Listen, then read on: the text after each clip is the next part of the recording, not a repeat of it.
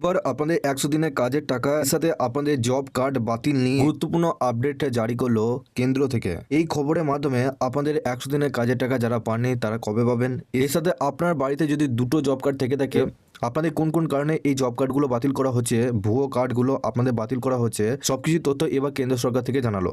সেই আপডেটে আপনাদের কি বলা হয়েছে তো চলুন এই ভিডিওটির মাধ্যমে আপনাদের সমস্ত কিছু ডিটেলসে জানাবো। তার আগে আপনারা যদি আমাদের এই চ্যানেলে নতুন হয়ে থাকেন চ্যানেলটিকে অবশ্যই সাবস্ক্রাইব করে বেল নোটিফিকেশনটা অল করে দিবেন।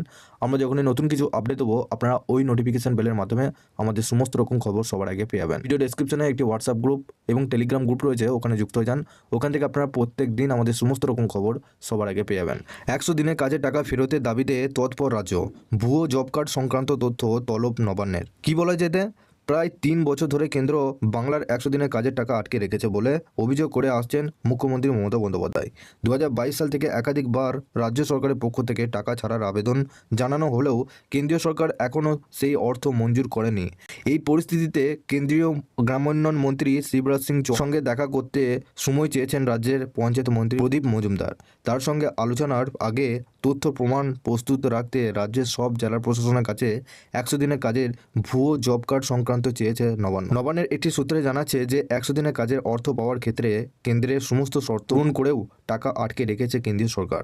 এই বিষয়ে কেন্দ্রীয় মন্ত্রীর সঙ্গে সাক্ষাতের সময় পঞ্চায়েত মন্ত্রী যাতে যথাযথ তথ্য উপস্থাপন করতে পারেন তার জন্য এই তথ্য সংগ্রহ করা হচ্ছে। সম্প্রতি 100 দিনের কাজের ডিস্ট্রিক্ট নোডাল অফিসারদের সঙ্গে ভার্চুয়াল বৈঠক করেছে পঞ্চায়েত দপ্তর।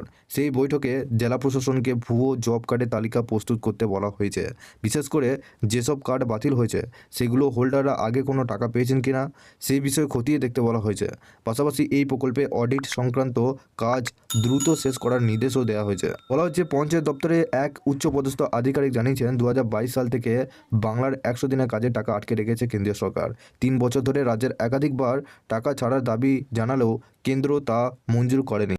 উল্টে রাজ্যের ওপর একের পর এক শর্ত চাপানো হয়েছে। এর সাথে বলা হয়েছে, দেখুন, গত 25শে জানুয়ারি কেন্দ্রীয় সরকার একটি চিঠি পাঠিয়ে রাজ্যের 100 দিনের কাজের জব কার্ড বাতিল সংক্রান্ত নির্দেশিকা পুনরায় মনে করিয়ে দেয়।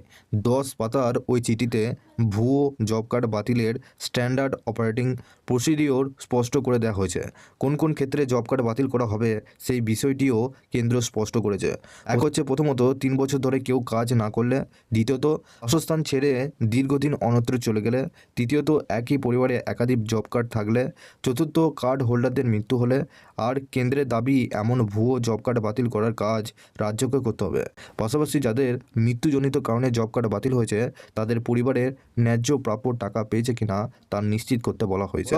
রাজ্যের পঞ্চায়েত মন্ত্রী প্রদীপ মজুমদার কেন্দ্রীয় মন্ত্রী শিবরাজ সিংয়ের সঙ্গে বৈঠকে বসার আগে সমস্ত তথ্য পেতে চান। তিনি চাইছেন কেন্দ্রীয় মন্ত্রীর সঙ্গে আলোচনার সময় রাজ্যের কাজের যথাযথ হিসাব তুলে ধরা হোক, যাতে কেন্দ্র কোনো নতুন শর্ত আরোপ করে অর্থ আটকে রাখতে না পারে। তবে রাজনৈতিক মহলের মতে কেন্দ্র রাজ্য টানাপোড়েনের জেরে শ্রমিকেরা ভুগেছেন। 100 দিনের প্রকল্পে কর্মরত বহু শ্রমিক তাদের প্রাপ্য টাকা পাননি। ফলে এই অর্থ কবে রাজ্যে আসবে তা নিয়ে এখনই নিশ্চিত নেই। তো আপনারা বুঝতে পারছেন আপনাদের 100 দিনের কাজের টাকা যে বাকি রয়েছে সেই 100 দিনের কাজের টাকা নিয়ে আমাদের রাজ্যে প্রদীপ মজুমদার কেন্দ্রীয় মন্ত্রী শিবরাজ সিং চৌহানের সাথে দেখা করতে চাইছেন। তিনি একটি বৈঠকের মাধ্যমে সেখানে 100 দিনের কাজের টাকা নিয়েও কথা বলতে চাইছেন।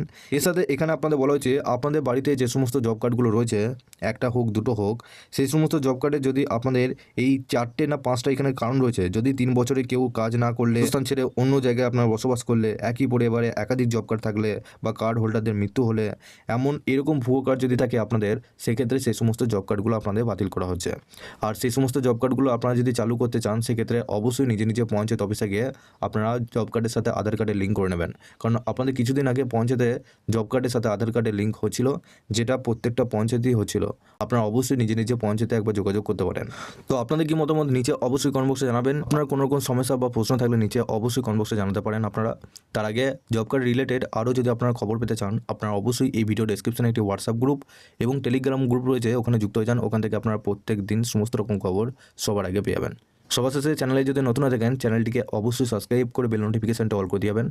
আমরা যখনই নতুন কিছু আপডেট দেবো আপনারা ওই নোটিফিকেশন বেলের মাধ্যমে সমস্ত রকম খবর সবার আগে পেয়ে যাবেন। এই ভিডিও ডেসক্রিপশনে একটি হোয়াটসঅ্যাপ গ্রুপ এবং টেলিগ্রাম গ্রুপ রয়েছে, ওখানে যুক্ত হয়ে যান।